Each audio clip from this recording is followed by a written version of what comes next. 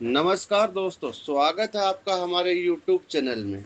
आज की कहानी हरिचरण जी अहरवाल निर्दोष की है, जिसका शीर्षक है दहलीज। आइए कहानी शुरू करते हैं। दया ज्यों ही कार से उतरी तो सामने एक फ्रूट का ठेला लगा हुआ था। उस पर ताजा ताजा तरबूज रखे हुए थे। एक बार तो उसका मन किया कि एक दो तरबूज ले ही लूं, फिर रुक गई। क्यों ना जयपुर में ही ले लूं, लेकिन फिर से मुड़ गई। ले ही लूं, अभी 200 किलोमीटर का सफर तय करना है। कार में अच्छे से ठंडे हो जाएंगे तरबूज। ठेले पर रुककर आवाज देकर भाव पूछा, क्या भाव है तरबूज का? और दया तरबूज छांटने लगी थी। अरे दया, पहचाना नहीं आपने मुझे? दया ने अचानक गर्दन ऊपर की तो सामने चेतना खड़ी थी। अरे चेतना, तुम? और ये क्या? तू तो मॉडल थी यार। कौन नहीं जानता चेतना को? हर कोई लड़का मरता था यार तुम पर तो। और तुम तो वर्षों से सोशल मीडिया पर जुड़ी हुई हो मुझसे। वहां तो तुम बहुत बढ़िया बढ़िया फोटो और वीडियो डालती रहती थी। अब वहां भी एक्टिव नहीं रहती। खैर, अब ये दशा की पहचानने में मुश्किल से आ रही हो। आखिर ये सब कैसे हुआ? अरे बताओ यार, यदि बिना जाने ही चली गई तो मुझे तो कभी नींद भी नहीं आ पाएगी। अरे बहन, कुछ लोगों के साथ तो समय पलटी मारता है और फिर किस्मत अर्श से फर्श पर ले आती है। लेकिन मैंने तो मेरी किस्मत खुद लिख ली थी कि अब ऊपर जाने के कोई चांस नहीं है। हाँ, सच में मैंने ही मेरे पैरों पर कुल्हाड़ी मारी है। बस इतना सा समझ लो। अरे चेतना, पहेलियां मत बुझाओ, प्लीज बताओ तो सही। आखिर ऐसा क्या हुआ कि तुम तरबूज बेच रही हो? चेतना की आंखों में आंसू आने लगे। बचपन की सहेली को सब कुछ बताने लगी। बहन, मेरी शादी अच्छे घर में हुई थी। पति का खुद का बिजनेस था। सब कुछ ठीक चल रहा था। मेरे 20 साल का एक बेटा और 17 साल की बेटी है। सोशल मीडिया पर मेरी दोस्ती कई लोगों से हुई। सभी से बातें करने लगी। फोन नंबर्स का आदान प्रदान हुआ। फिर घंटों फोन पर बातें करती रहती। एक से फोन करके निपटती थी, दूसरे से बात करने लग जाती थी। मुझे भी अच्छा लगने लगा। लेकिन एक आदमी मेरी जिंदगी में बहुत ज्यादा ही घुस गया। मुझे मुझे अच्छा लगने लगा। वो बार बार घर छोड़कर एक दूसरे के साथ रहने का प्रस्ताव रखता। मैं नकारती रही, क्योंकि परिवार, बच्चे, पति की तरफ देखकर चुप हो जाती थी। कहने को मुझसे बहुत प्यार करता था और मैं भी उसके प्यार में सच में डूबती जा रही थी। हम चुपके चुपके मिलते जुलते रहे।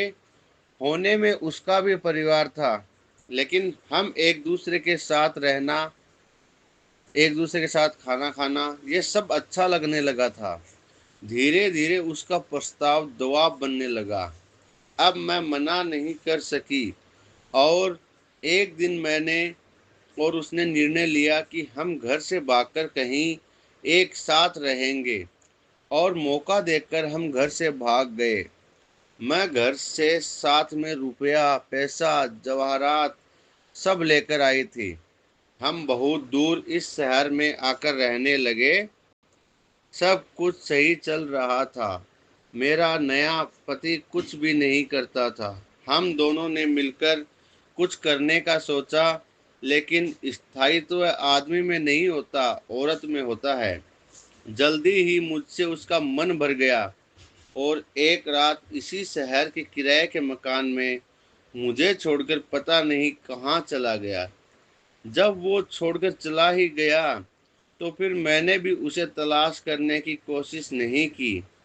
मैं अपने घर की दहलीज पार कर आई थी, इसलिए वह रास्ता तो मेरे लिए हमेशा हमेशा के लिए बंद हो गया था। मैं चाहकर भी वहां नहीं जा सकती थी। और मेरा परिवार भला मुझे फिर से अपनाता ही क्यों। मायके में भरा पूरा परिवार है, लेकिन उन्होंने जीते जी मुझे मर्द समझ लिया। अब मेरे लिए सब रास्ते बंद हो गए हैं। हाँ, या तो मैं आत्महत्या कर लेती या फिर अकेले जीना ही शेष बचा था।